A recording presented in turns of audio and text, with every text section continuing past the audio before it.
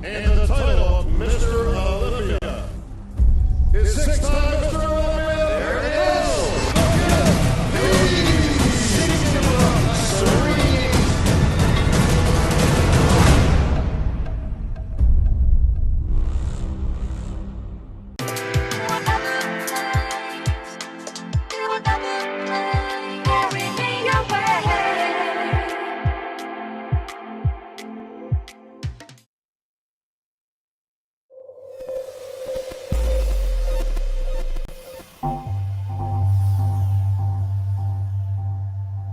RX Television on RXMuscle.com.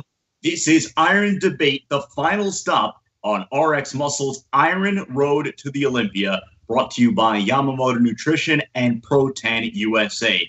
I'm your host, Sadiq Faruqi. This is the special prediction episode of Iron Debate. Let's meet our panel. First, in Cape Coral, Florida, the man with all the final word on all topics, Dave Palumbo. We go to Guadalajara, Mexico. The man affectionately called Boss Number 2, the man who refuses to give predictions on prediction shows, John Romano. And then, of course, joining us in somewhere in upstate New York, King Kamali, making his return on Iron Debate, helping us break down the 2017 Olympia. Hard to believe in just a week, in 2 days, Johnny Saz and I are going to be in Vegas with Chris Aceto, opening the scene, setting off what should be a great 5 days of coverage. Dave Palumbo is going to be joining us a day later at the Olympia press conference. That will be the official beginning of our coverage at the Mr. Olympia weekend. Let's get right to the topics. The first one, the man, the myth, and I don't know where we go from here, Big Ramy.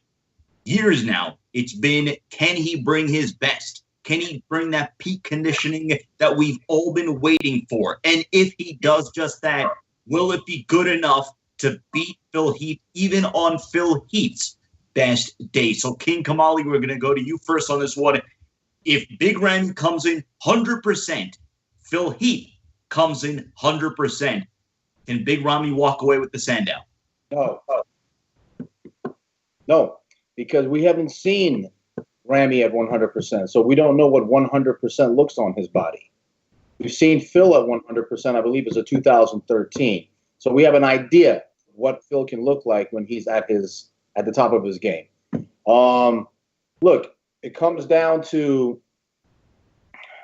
I have to agree with Romano on this one, man. Predictions are hard, especially in bodybuilding, because you gotta stand next to each other.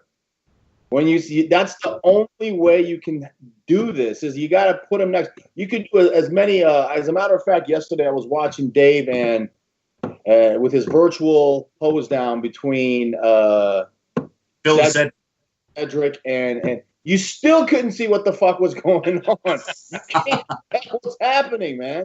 Cedric is a big, tall, monstrous man. And Phil is a shorter, compact 3D guy. You got to put them next to each other and say, all right, now I see what's happening here. You just can't do it until they're standing next to each other. But I would say no. I think that Phil would have too much firepower because, again, I have to agree with Romano on this one. Too many chefs in the kitchen in Ramy's corner. He's listening to too many people. Well, John, this is actually one of the first build-ups to the Olympia where we really don't know what to expect of Big Ramy. In previous years, we've had a litany of leaked pictures. This year, it seems to be a little bit more of misdirection from the crew over at Oxygen Gym. So, again, the question is, let's just say this is the year that Big Ramy finally pulls it all together. In your opinion, can that dethrone Big Phil? You know, I'm of the opinion that anything can happen. So, I agree with King 100%. You got to see them next to each other. So, I think that answers the question, will he? You're asking, can he? And I think, yeah, he can. I look at it this way. My position is, and I've said this on the show and other shows before, Phil Heath is out of place as Mr. Olympia. That's if you go by the last couple of years of Dorian, all through Ronnie Coleman and Jay Cutler, Mr. Olympias are supposed to be big, huge, giant, ripped dudes, not these compact guys with no clavicles and just because he's got big arms or whatever. So I don't know. I think we've been fed. Well, this is all we got. In terms of, Phil Heath for the last few years. And no one has really stepped up to the plate to take it from him. And I think if anyone could, it's going to be the big, giant, huge, ripped dude that's going to carry on the tradition of what Mr. Olympia, open class, gigundo top beasts of the world is supposed to be like. If you want streamlined and compact, go to fucking Classic Physique or Men's Bikini or whatever. You want to be a big, giant, huge, ripped fucking dude, be it an open class Mr. Olympia. That's Big Ramy at 100%. He should be able to wipe the stage at 100%. That's how I feel about it. Dave, final word. Ramy, 100%. Does he go in for the win? Here's the factor we haven't really considered. Beta Badai. Beta Badai is the brains ostensibly behind the whole Big Ramy phenomenon.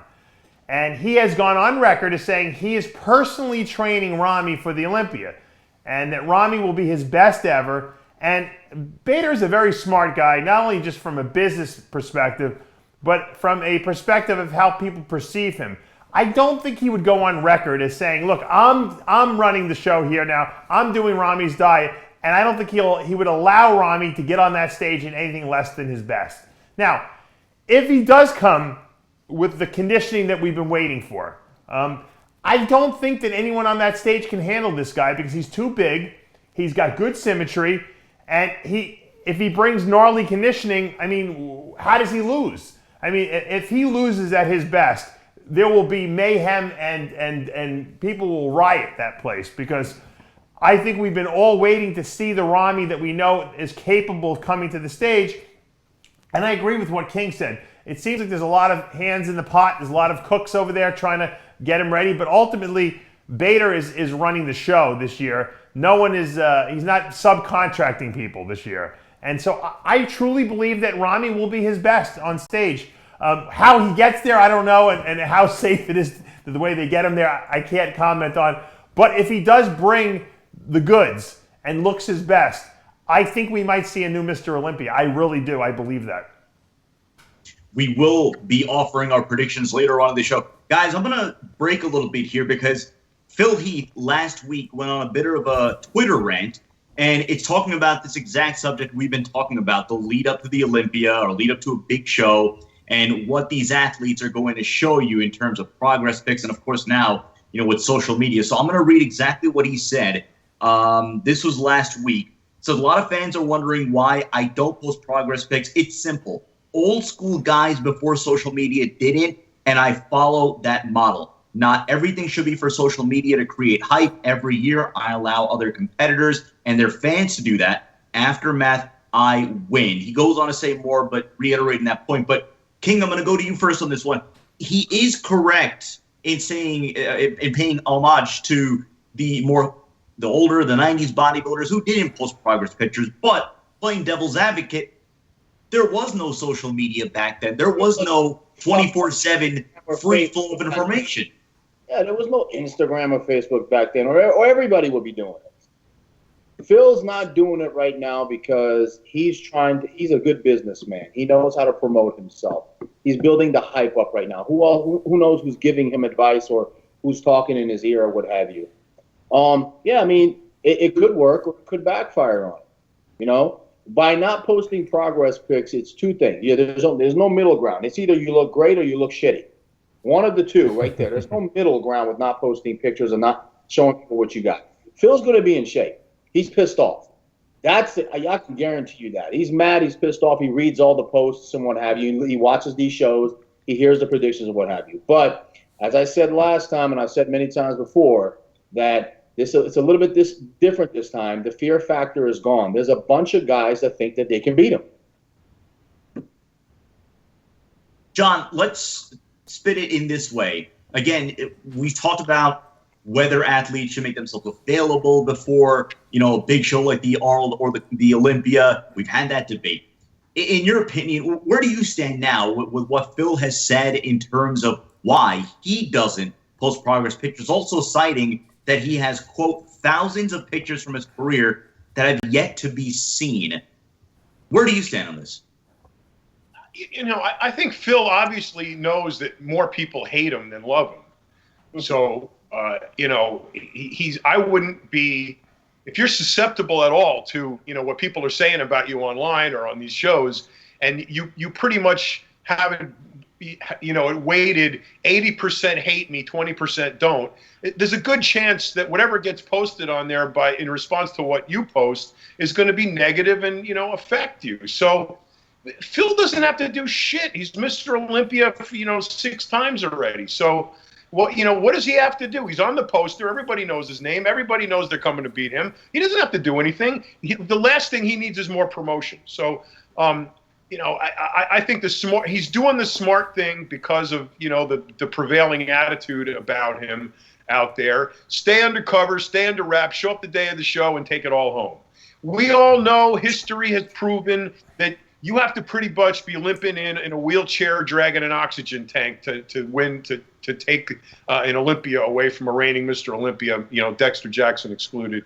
But you got to pull a rabbit out of your hat to freaking unthrone a Mr. Olympia. So what is he doing? If I were him, I'd be getting a pedicure right now on an island and getting fed sugar-free grapes by a hottie with no top on. I would be doing that, because why do anything else? He's going to win the damn thing. So that's it. You don't have to do anything. If you're Phil Heath, you don't have to do anything. If you're anybody else, yeah, you got to work.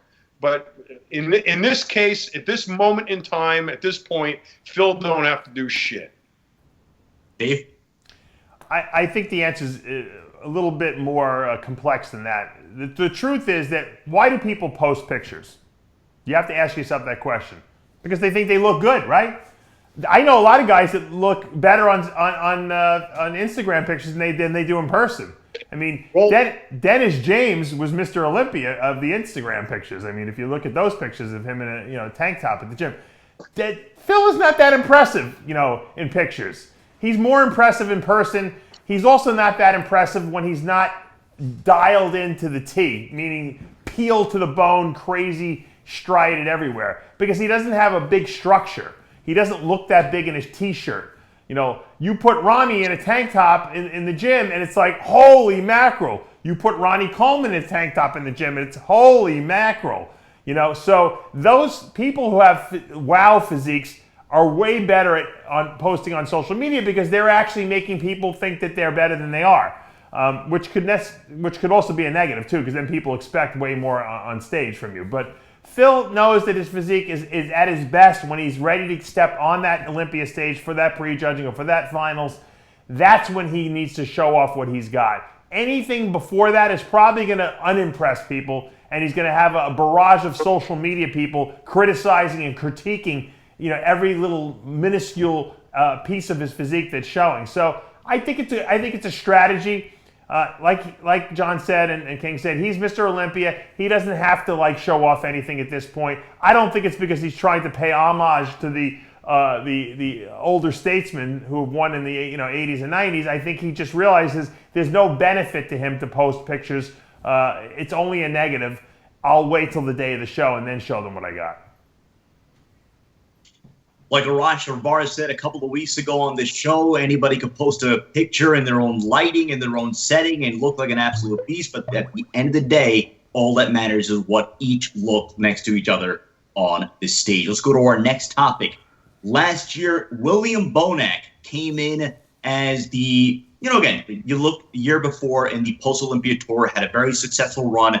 But last year, the big surprise at the Olympia, coming in 5th. And really kind of shocking the crowd there at the Olympia. So the question is this: every year there's going to be that dark horse, there's going to be that wild card, there's going to be that one competitor who's kind of picked to be in the bottom end of the top 10, maybe out of the top 10, yet they're the surprise. They're the talk of the night. King Kamali, who is going to be this year's William Bonac? I think there's two guys that fit in that category. One is Josh, and the other one is Brandon Curry. These two guys are the two dark horses coming in. And they both are coming at their absolute best with tremendous improvements. Should be a fight, man. It's going to be a real good fight. John? That's one way of looking at it. I see guys in there, you know, like Victor Martinez, like Rolly Winkler. You know, Victor damn near won the Olympia, you know, 1 year. Jay took it from him, you know, and that was a year. I mean, he really should have won that thing. You know, Dexter Jackson. I mean, well, he's not a dark horse, but I mean, you know, I would say Victor Martinez and Rolly Winkler, to me, could be guys that if they just ever got it together, would definitely crack the top 5, if not the top 3. Victor, I mean, what the hell is going on with Victor? He was bridesmaid, for Christ's sake. Where has he been? You know, I mean, why can't he come back and you know, fill that position again and knock on the door? And I think Rolly, is, out of all of them, is a guy who could definitely surprise, and he did last year. So, you know, I'm sticking with the guys who were up there, who could be up there, instead of someone out of nowhere. So, and really, honestly, for all he's been through, I really would like to see Victor come in and you know, grab a top 5 slot, or, you know, or better. I mean, he deserves it. He has the physique. It's a question of, can he get it together? Dave, your Olympia dark horse this upcoming weekend. You know, we talked about him before, but he really is a dark horse because, no, you know, he's not really on the radar that much. I mean, we've been giving him a lot of play on RXMuscle, but I think Cedric McMillan has to be the dark horse. He's had a terrible history at the Olympia. He never seems to bring the same or the right look in. He 1 year he got food poisoning. He had to drop out. Another year he came in super flat. So he's only done 2 Olympias, and he hasn't done well at all. Obviously, he's the Arnold Classic champion from this year. I think he's the guy that most people are waiting to see what he delivers on the day of the show, because he could deliver a performance that can earn him the win, or he could deliver a performance like he's done in the past that he doesn't even make the top 6. So to me, you know, I wouldn't put any money on him because I'm not a betting man, but he seems to be the most, I guess you could say, reasonable dark horse.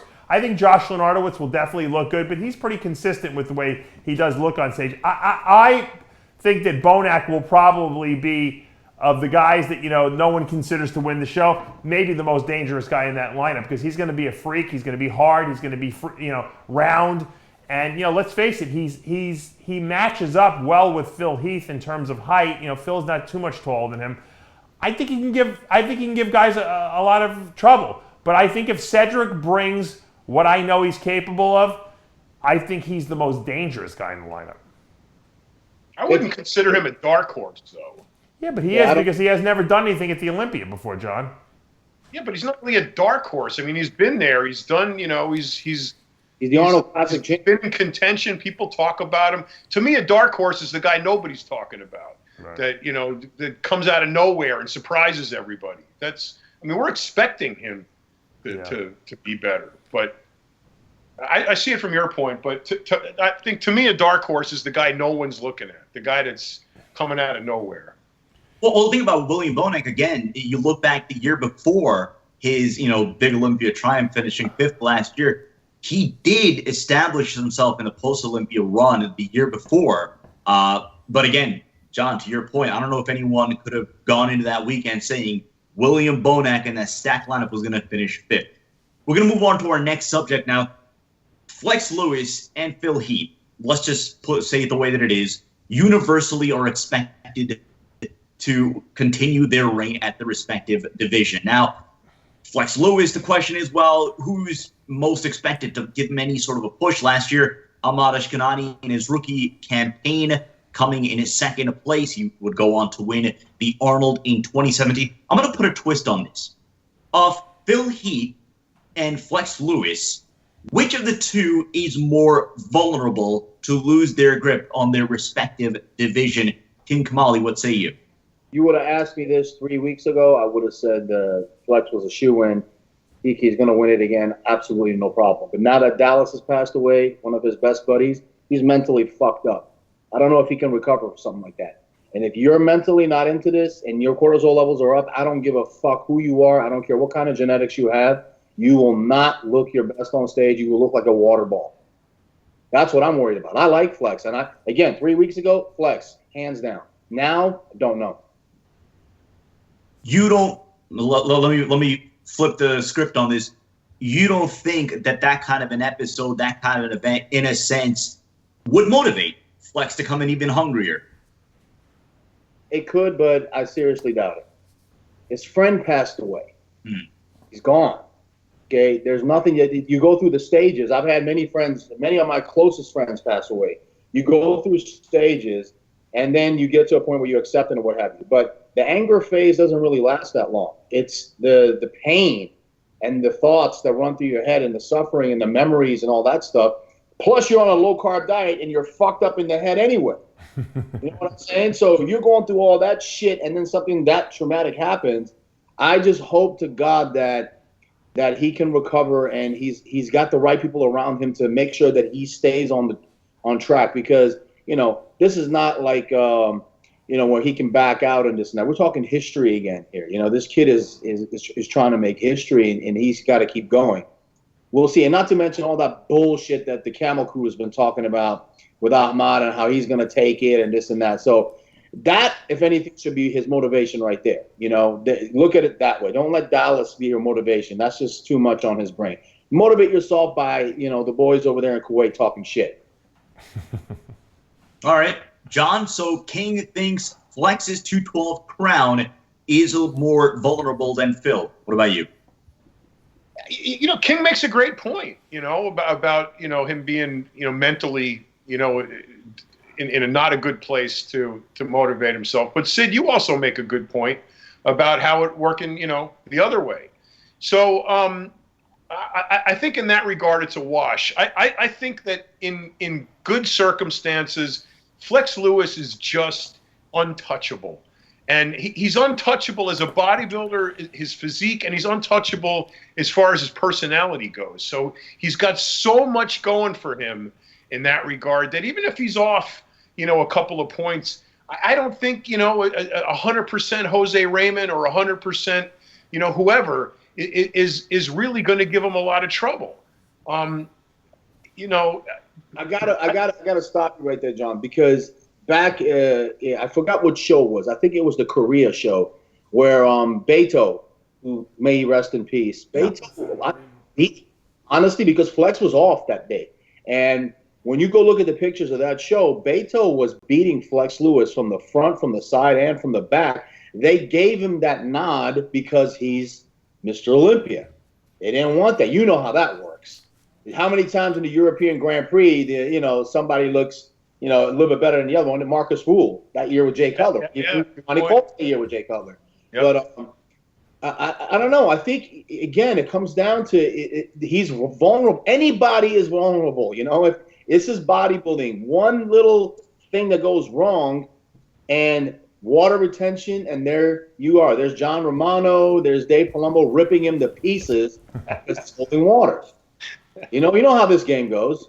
Yeah, but by that same token, I think Phil is vulnerable too. I think we've had enough. The prevailing sentiment is we've had enough of Phil. Phil's been given too many gifts. Look, I'm telling you, if it wasn't for how he came in last year, this last time, I mean, the controversy would be boiling over right now because he's just not that. When he's off, he's just not that good. And the fact that it's that obvious and they give it to him anyway, it's just kind of flies in the face of the whole competition. So yeah, he's vulnerable in the sense that he's been around that long. He's going for number 7. He's trying to tie Arnold's record. There's a lot of guys gunning for him. If and there's some threats out there. There's some legitimate threats in that first few guys. Phil does have a huge, huge weakness, and this is something that nobody ever talks about. but I see it clearly. One of the biggest weaknesses, and I hope the other guys, Dexter, you out there listening, buddy? Sean Roden, you listening? One of the biggest weaknesses that he has is that Phil doesn't like it when the judges move him around. You notice that. He doesn't like it at all. He wants to be dead center, compare me, fuck you, I'm Mr. Olympia, I'm walking off stage. When they move him around in that lineup, he gets visibly upset, and he starts to look down at the judges. He gives everybody angry looks and what have you. I noticed that. That's a really, really, really, that's one of the things that the athletes should be looking for. Another thing that he does, I'm sorry, Phil, these are little things that I see here. Another thing that Phil Heath does is he does the oldest trick in the book. Melvin used to do this all the time. He likes to take one step forward on that line to make himself look bigger than the rest of the guys. That is the oldest trick in the book, and he always gets away with it. So all the other guys, Dex, well, not Ramy, he's a fucking mongoloid. You got to fucking watch out. Look at his feet. Make sure if he takes that one step forward, you take that step forward too. Make Mannion yell at you guys or Weinberger yell at you guys and say, get back in line. Good point. King makes some good points here. This is a great commentary. I would never have thought of that. Yeah. King, let me ask you this: what did you think about the year that Kai and Phil were bumping each other, and Kai lost his cool there? Do you think that messed with Phil at all? I mean, listen, that was a lot. I mean, we discussed this last time, Dave, and you said that it was for real, that they don't really like each other and all that stuff, what have you. You know what? I don't know about that, Dave. I'm still a little bit sketchy on that. I think that was a little bit for show and what have you. I mean, what the fuck was Kai doing signing Mr. Olympia on the poster when he's not Mr. Olympia? I mean, you're just asking for it when you do shit like that. Yeah. Look, it's a battle, and we all have our different opinions, man. Look, if John might like an apple, I might like an orange or what have you, and then nobody's really talking about Dexter. And I mean, there's so many different variables here. I think if Dexter is at his all-time best, now, not good, not great, but all-time best, and everybody else is a little off, Dexter has a very good chance of sneaking in there. Because he really does. Nobody likes to talk about that. Dexter he's a phenom. I mean, for fuck's sakes, I keep watching his Instagram. All he does is drive around in his Benz listening to old school hip hop and then eating and I mean, that's his life. He'll be 60 years old and he'll still be on the Olympia stage. Fucking Dexter Jackson. It's only in like 10 years. Yeah. Good point. Dave, let's wrap this one up. In your opinion, who's more vulnerable to lose their crown, Flex or Phil? I think there's more weapons out there in the open class than there are in the 212 class, and I think that there's more. If you're figuring it out from a statistical probability standpoint, Phil has much more of a chance of losing in my mind because you've got some unknown variables out there. The Ramy factor, obviously, the Cedric factor, the Roden factor, the Dexter Jackson factor, and Phil has that narrow-ish clavicular structure that if he's not 100% on, he could look narrow on stage, and that Flex Lewis doesn't have that. So if Flex comes in 2 or 3% off, he still usually pulls it out because he's standing there in the lineup. He still looks really good. So I would say that Phil's more vulnerable than Flex is. Phil Heath, if Phil Heath loses one pose from the back, he's done. You're right. One. Right. He's got to win both. You're right. One sleep. Just all of those top guys that we just mentioned, Ramy, Cedric, Dexter, if they hit that back double bicep shot and eyes go off of Phil onto somebody else, it's over with. You're right. He's got to win both back poses because he doesn't win the front poses. That's for sure. He's got to win both of them, both the lat spread and the back double bicep. I agree because I think he loses the front double bicep, the front lat spread, and I think he might lose the ab thigh too. He's got the worst front lats. I mean, not the worst, just an ugly front lat spread. I'm sorry, but I have to agree. He looks like he's getting a most muscular shot in the front lat spread. I said that yesterday, yeah.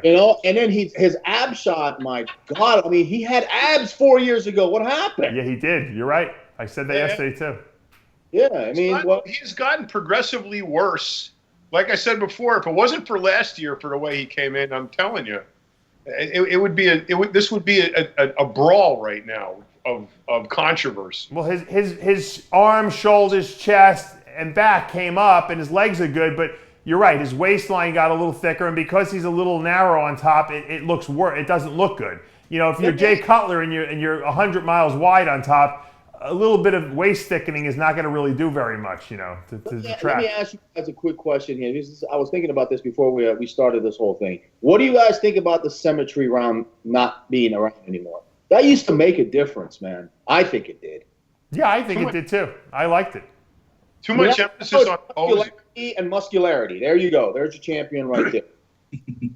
Wasn't Dave, I just wanted to go back to you real quick. I mean, Dave, if you could respond to what King said about Flex and just obviously the effect of Dallas's passing will have, to King's opinion, could have a real negative ramification on his chances of making it 6. Look, I was texting. Flex texted me to thank me about the video that I did on Dallas, and we were going back and forth. And I don't want to go into the details of what we were talking about, but he's very upset, obviously, with what happened. But I will say one thing, and you know, maybe people won't like the fact that I'm going to say this, but I'm going to say it anyway. When you're dieting for a show, nothing bothers you. It's like you're a piece of machinery. You feel like, you know, you're eating, you train, you sleep, your body doesn't even feel real. It hurts when you sit down because you have no body fat. You're numb almost. I think the Dallas McCarver death is going to hit Flex Lewis a lot harder after the show is over, when he starts becoming normal again. I think he might be able to, you know, get through this because he's such a focused, you know, person. And I don't think it's going to really affect his physique at all. I think he'll use it as motivation, but I think after the show's over, he's going to be very, very grieved. He's going to grieve a lot. Right. I hope you're right, man. I hope really so too. You're watching Iron Debate on RXMuscle.com, the last stop on RX Muscle's Iron Road to the Olympia. Let's go to our next topic, Classic Physique. Danny Hester is the answer to the trivia question, the first ever winner of the Classic Physique Olympia. Will he repeat? And if not, who is his biggest threat to steal his crown? King Kamali, we go to you first. I think Arash has a really good chance of taking this. Improved. He's very confident. He's got that Persian confidence. I give him that. You know? He's the man. He's got that going for him. And it doesn't hurt that Weinberger's there to see him every day in the gym and give him advice and what have you. That doesn't hurt either. So he's got the trifecta going into there. And Breon, obviously, he's got a good chance. And again, I'm going to go once again with my dark horse that we talked about.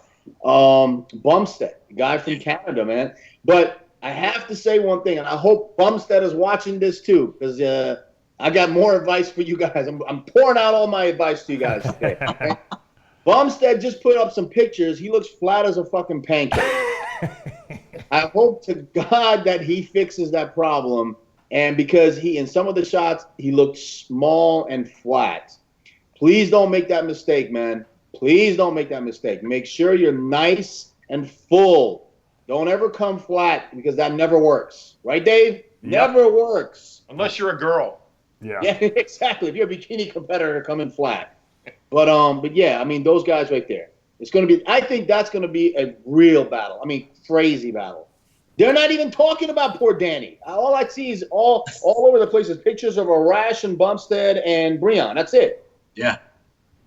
And Terrence Ruffin. John, what do you think? Does Danny has to repeat? If not, who's taking his crown? I think people better start paying attention to Flex Wheeler. You know, you got to remember, Flex was never injured. You know, he other than breaking his neck, but I mean, he never pulled anything. He never tore anything. He never ruined his physique on any injury.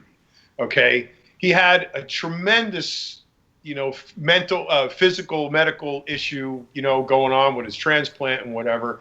And everybody's saying, well, he doesn't post any pictures. You never see his legs or whatever. I know why you don't see his legs. I know why he's not showing them.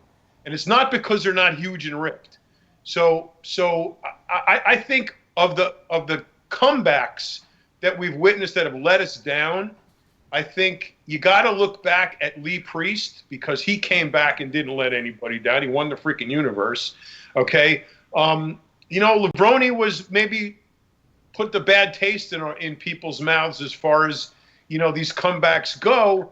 And the next guy from that era to jump on the bandwagon is Flex. If Flex is going in classic physique, if there ever was a classic physique ever in the history of bodybuilding, it belongs to Flex Wheeler, ever. Okay? So you can look up the classic bodybuilder in the dictionary, and you should see Flex Wheeler's picture. Okay? So for him to be able to pull it together to go from open to, dominant in the open, damn near won the Olympia a few times, to classic physique after a, whatever year, however many year hiatus, 13, 14 years off, 10, whatever, over 10 years off. I think that, the way he's been acting, the way he's been now, the way he is genetically, the type of hyper responder that he is, his incredible genetics, his amazing shape. I think if there ever was a chance for someone to come back and come into classic physique and clean up, it's him. And, unfortunately, he's got a lot of scars on his legs from his surgery, and maybe that's why he's not posting any pictures of it. But Flex has wheels. I got no worries about that. So let's just wait and see. But I think the discount rate on the comebacks is going to come to a crashing halt, and you're going to start seeing a premium on it when Flex Wheeler shows up. How high do you think Flex can place? I think Flex could win it. I think Flex could win it. There had never was a physique more classic. If you want to really define the classic physique, it was him, period. End of story. No one's going to argue with me. Okay, so can he come back in a classic physique contest a bit downsized from his Mr. Olympia, appearances? I'm telling you, I think if anybody can do it, it's him. King, you want to chime in about Flex's prospects? Well, since Rob Lopez called me up and said that he asked me not to talk about Flex Wheeler because Flex gets upset, I'm not going to say anything. But I will just say that I disagree with John, and I'll leave it at that. Dave Palumbo, classic physique division. Is Danny Hester repeating? If not, who's taking the crown? I don't think that Danny Hester repeats, although he's a sentimental favorite because I like him, and we're kind of friends, and I'd love to see the guy repeat and come back even better than he was. I just don't think. I think there's a lot of firepower in this division now, and I think that he's going to have trouble. The fact that he won one Olympia at his age, which is I think he's almost my age. I think he's like close to 49, is absolutely unbelievable. And I think it's an accomplishment we'll talk about for years to come. I think he'll be top 5, top 6. I don't think he's going to win. I think that Arash Rahbar is that's my pick to win. I think that he's got. I thought he should have won last year, to be honest with you. I like his physique. He's got a lot of muscle. It flows well. His conditioning is good. I don't think he has any flaws really in his physique. To me, he's great. And I really like Breon Ansley. I think Breon made some great improvements. I love the way he looked at the New York Pro. When you see classic in your mind, you think of Breon Ansley.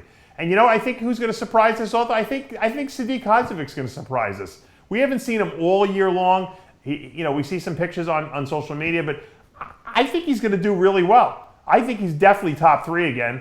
And I think he could surprise a lot of people. I think people are discounting him because they don't see him. They think he has no back. I don't buy into that. I don't buy it at all. I think he's got a tremendous taper. His waistline is great. He's got good legs. I think he's going to surprise a lot of people. And I am big on Chris Bumstead too. I think he's a tremendous physique. I think that this being his first Olympia, he might have some problems bringing in the look he needs. But I think he's certainly a future possible champion. It'll be interesting, like King mentioned earlier, to see how these guys look next to each other. That's the thing you have to understand, especially in the classic physique division. How do these guys look when they're standing right next to each other?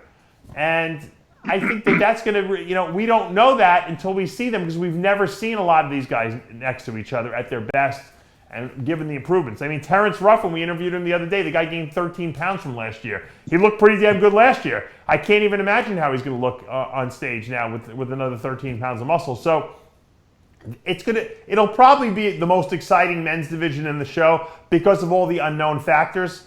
Flex Wheeler being in that lineup, is adding a level of excitement, and of course, sentimentally, we want to see him do well. I just don't think he can hang with these guys anymore. I think he'll have an impressive physique. We'll be like, Flex looks good. I just don't think his back will be good enough to stand with these guys, and I just don't think his legs will be good enough. But you got to remember, Flex Wheeler was incredible at 225 pounds. I don't think he's going to be incredible at 205 pounds. I don't think the proportion and the roundness will be there. He just can't weigh enough to make that division. And that's where the issue might be. He might have been better off doing 212, because then at least he can gain another 10 pounds, or so, and come in bigger. So I don't know. Like, sentimentally, I'd love to see the guy do great. I just don't think it's going to happen. I'm a big Flex Wheeler fan. I mean, not much guys, because I know these hating troll assholes are going to come here and say King's talking shit about Flex, but no, I'm not. I'm not talking about Flex Wheeler. I love Flex. I think Flex, of course, a Hall of Famer and all that stuff. But, being realistic and standing next to these, again, I go back to the same thing every time. I think it's becoming repetitive. Just the skin issue alone. And now I didn't even know he had scars on his legs. John just said it. That's something new to me right there. But I just have a feeling, I don't know why, I have a feeling that he's going to hit his front double bicep, and it's going to be gigantic biceps and triceps, and everything else is going to be small. And we're just not used to seeing that. We're used to seeing Flex Wheeler's front double bicep. Oh, shit, lights out. Right. Agreed. All right, guys. We are at that point. Every year we do this. Right on the verge of the Olympia is where we put it all on the line and we make our predictions. Dave, I'm going to save you for last because you're going to make picks for the Open Class 212 and Classic Physique Division. King Kamali and John Romano, let's start in the 212 division. Let's lay out your top four. John Romano, you first. You know how I hate doing this. Well, obviously, I'm just going to state the obvious. Flex Lewis, of course. I think you're going to see David Henry in there. Of course, you're going to see Jose Raymond. The other two, honestly, I mean, with what you got left, it could be anybody. So, I think the problem is with Flex Lewis, when he's on the money, the space between him and everybody else is so big that it doesn't really matter. Second is as good as 18th at that point. So it just doesn't matter. So, my prediction is Flex Lewis is going to be on the money. He's going to persevere through his personal issues with Dallas. And maybe do this for Dallas. I don't know. But I think you're going to see him on top, way ahead. No one's going to touch him. So that's my prediction for 212. As far as the Open, you want the Open? No, we'll come back to you for Open. King, 212 division, your top four. Is there a new champion? Again, it depends on Flex and his mental state of mind. If he's okay mentally, then I'm going to go with Flex hands down. Okay. Top four, David Henry, Ahmad, and there's going to be a battle between Jose and I believe his name was Milan. Yeah, Shodek. Yeah, there's going to be a battle right there. Now, I'm going to put an asterisk in there so people understand and people know who this guy is. If Hadi Choopan from Iran had his visa and was able to compete, he would be in the top three, and he would smash Ahmad Ashkelani. He would smash him. Wow. King, do you have any update on that? Last year, I believe that was what kept him out of at the Olympia. Personally, he contacted me personally with tears in his eyes. I've never seen a man break down like that before, asking me for my help to what I can do. I contacted everyone I know. I contacted the powers that be in the IFBB and the NPC, you name it. I have family members that have tight connections with governors, with senators, with whatever consulate, the State Department, that unfortunately we're in the era of Mr. Trump. and it just can't be done. So I feel really, really bad. And the only thing that Hadi can do is go to the shows after the Olympia and prove his point. So confirming Hadi Choopan will not be competing this year. Not going to get a visa, man. Can't get a visa. That's a shame. All right, so you have, assuming everything is right with Flex, you have him competing. Flex Lewis, hands down. Okay. Let's go to the Open. John Romano, your top 5 Mr. Olympia picks. You know I'm not going to do that. All right. What I'm going to say is, Bader is a smart dude, and I think what he's got going on over there at Oxygen Gym is a great idea. It was what, I had envisioned doing in my gym in Mexico. I was a few $100 million short that, Bader seems to have in his pocket for change. So, I think the combination of that with his eye and thumb on the prize, I think that my prediction is going to be Big Ramy at 100% coming in and kicking ass and taking names. And we've waited for this.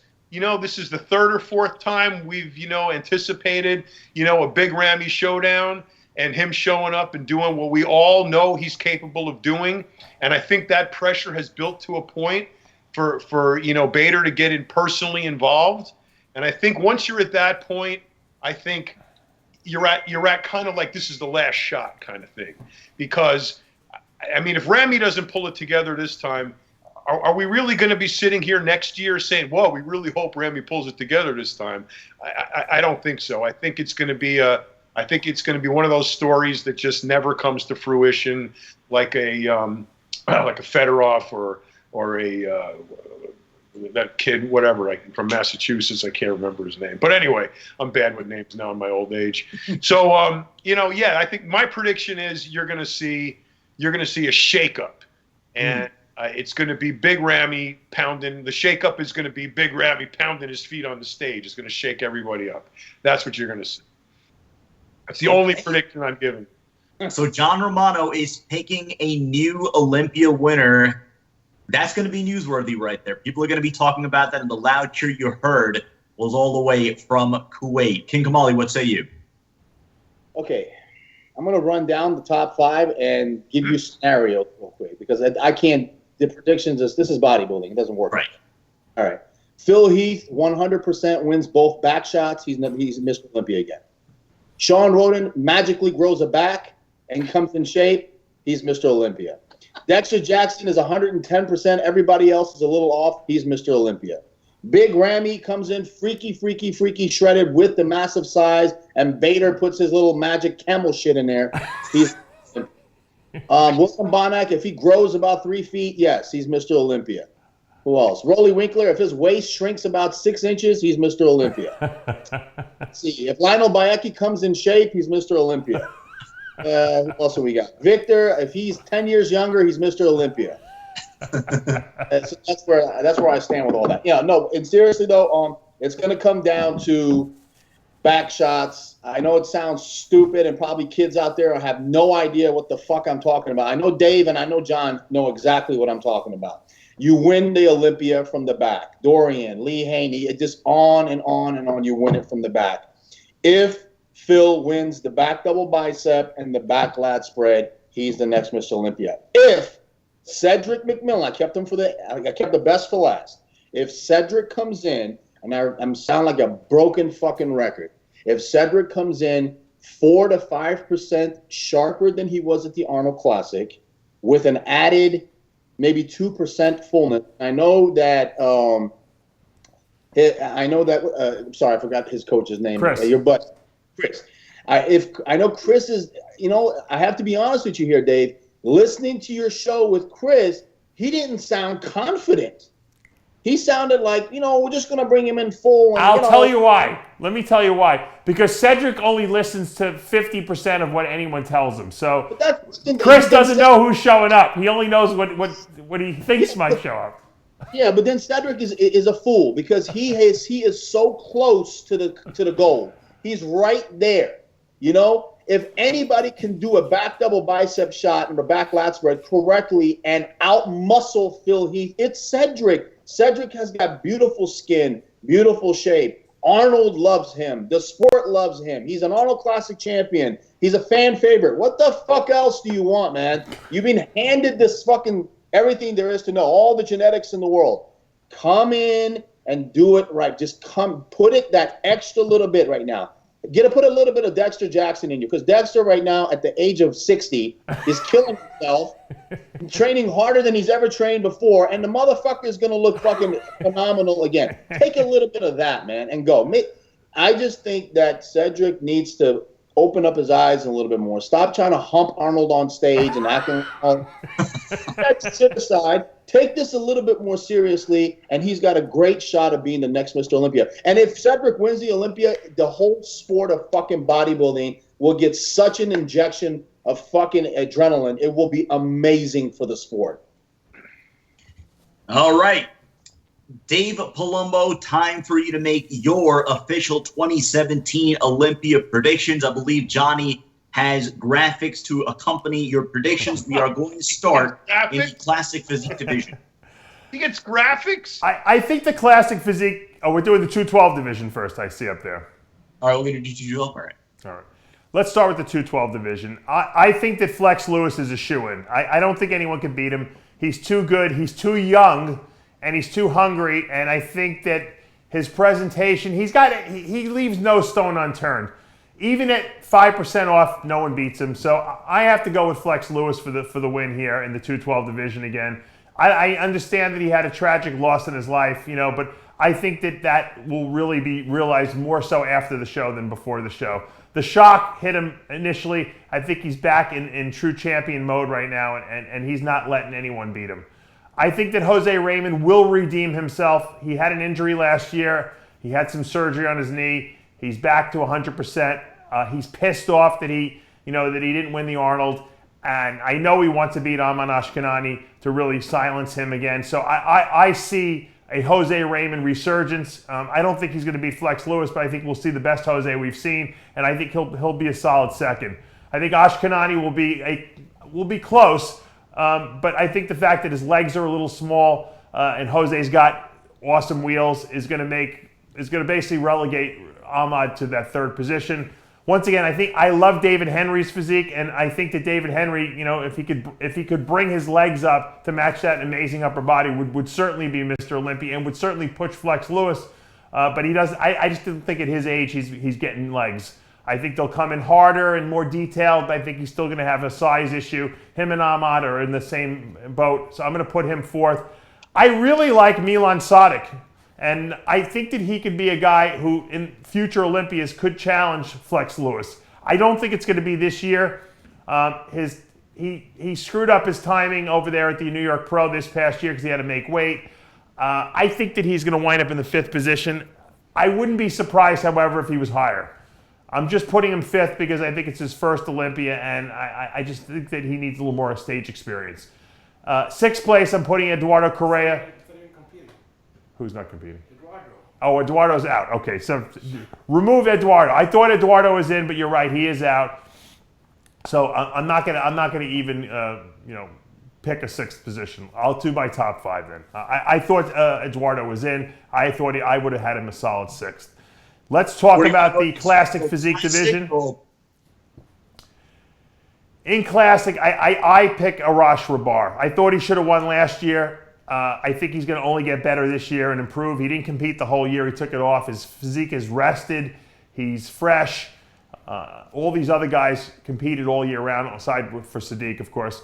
And I'm going to give Arash the win here with Breon Ansley, who won the New York Pro in a very impressive fashion, I think pushing him right to the edge. I think we're going to see a final two call-out, Arash and Breon posing down against each other, and I think it's going to be super close, but I think Arash is going to sneak by Breon.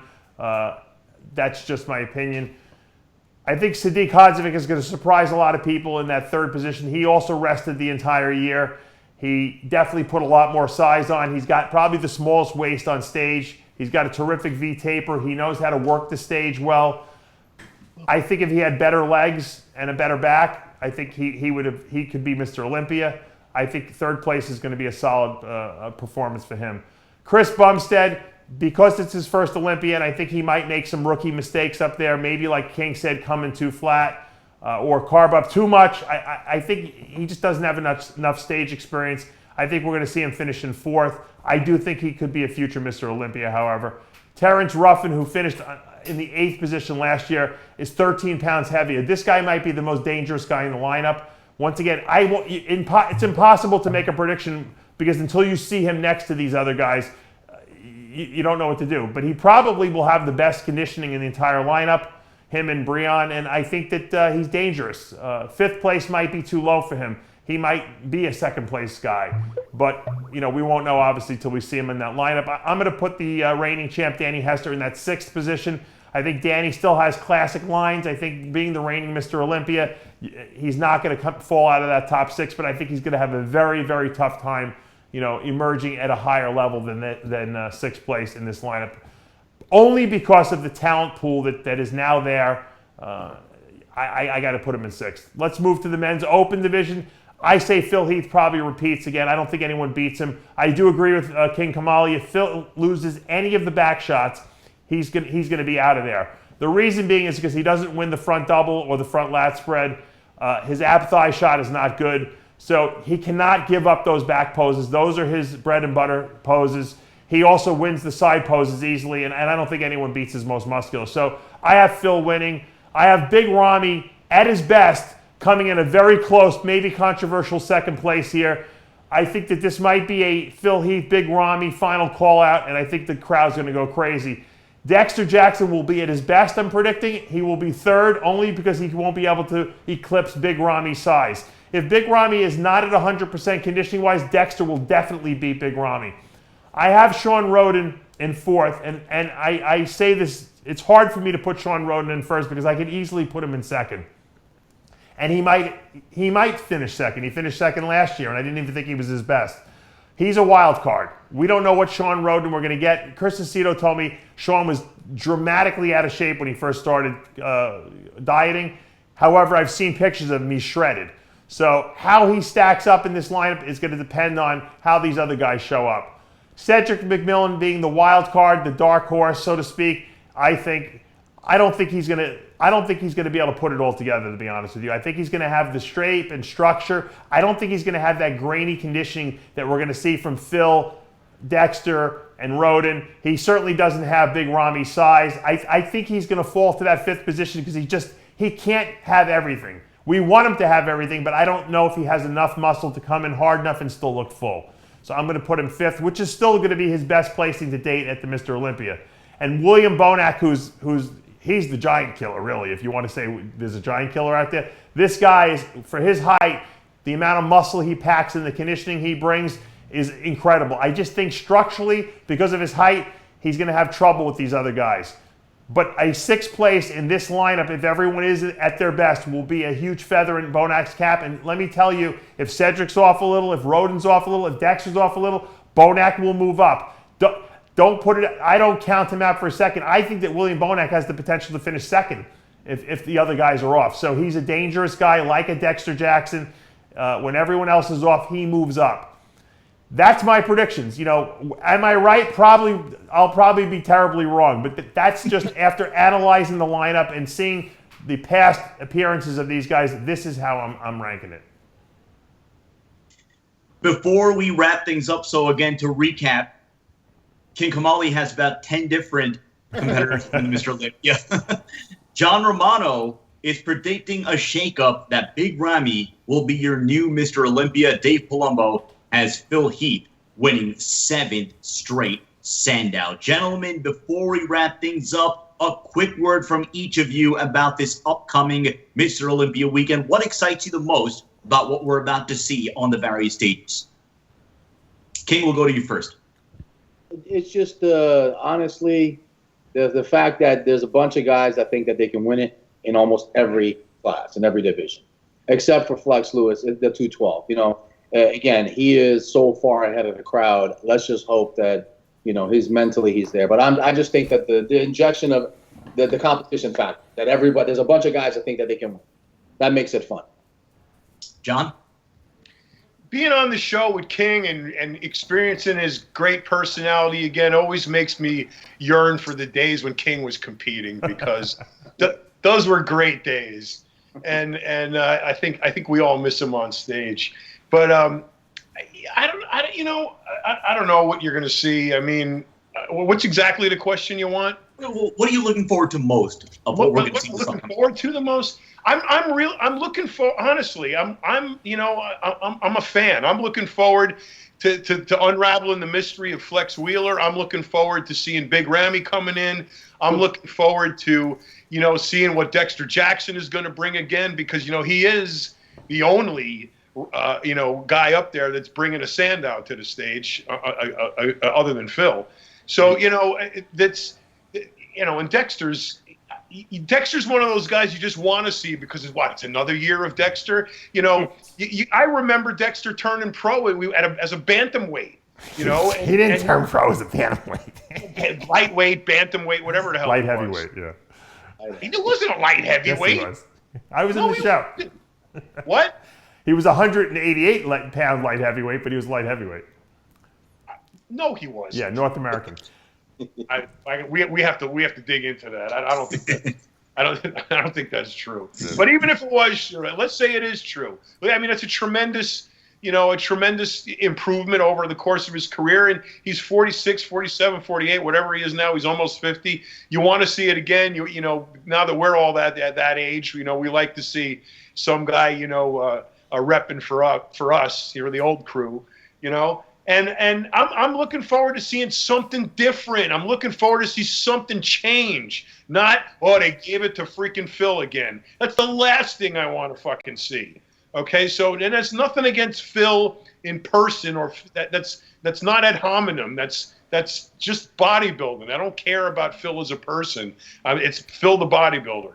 I'm tired of every single fucking year they give it to the same guy. And like I said, you got to be like almost in a cast with an oxygen mask on, up there for them to give it to anybody else. And and if that happens, it's going to be Dexter. So there's things I want to see, because I want to see the sport get interesting. I want to see something different happen. I want to see something that we can look forward to next year as being, the rematch, or something cool is going to happen that didn't happen this year that almost happened, or whatever. But I want something different, better, cooler, more interesting, more involving to happen this year. That's what I'm looking forward to. That's why my predictions are so off out in the left field, because I want to see Big Ramy win for the shakeup factor. I want to see Flex Wheeler win for the shakeup factor. I want to see Flex Lewis put Dallas's death behind them and come in even further ahead than he's ever been before, because he deserves to be there. So those are the things I want to see. That's what I'm looking forward to. Not business as usual. Can I add one thing to my list too? I want to see Peter McGuff yell at Dave again. You know what I want to see? John, you missed King Kamali up on that stage. The only reason why he was great up on that stage is because he was almost at the verge of a fist fight with Craig Titus most of the time. I want to see King Kamali come to Vegas, go visit Craig Titus in prison, and interview him for RXMuscle, exclusive interview. We'll film it. Johnny will film it. We'll get special rights. And that, to me, would be a great interview.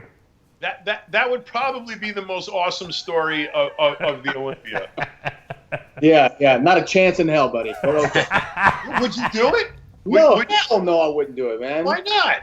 You know how many times A&E and all those channels contacted me for my opinion and doing all these exposés and stuff? I stayed as far away from that as possible.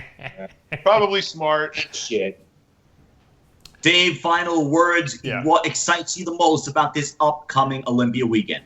We didn't talk about the women, but probably the most competitive class in the entire Olympia is going to be the figure Olympia, where Latoya Watts, who might be one of the most talented figure competitors of all time, is going to square off against Candice Lewis, who beat her at the Arnold earlier this year. Those two women have the most spectacular physiques we've ever, in any of the women's divisions, I think, that we've ever seen. And if either one of them ever decided to become a women's physique competitor or bodybuilder, they would probably, be better than Linda Murray. That's how good their physiques are. So I'm super excited to see that rematch. Obviously all the men's classes are very exciting to me as well. Oksana Grishina is retiring after this show, so she has a very special routine that she prepared as her final fitness routine. That might be the most entertaining performance of the entire weekend. So I just wanted to throw those in there because I think that that's important to mention.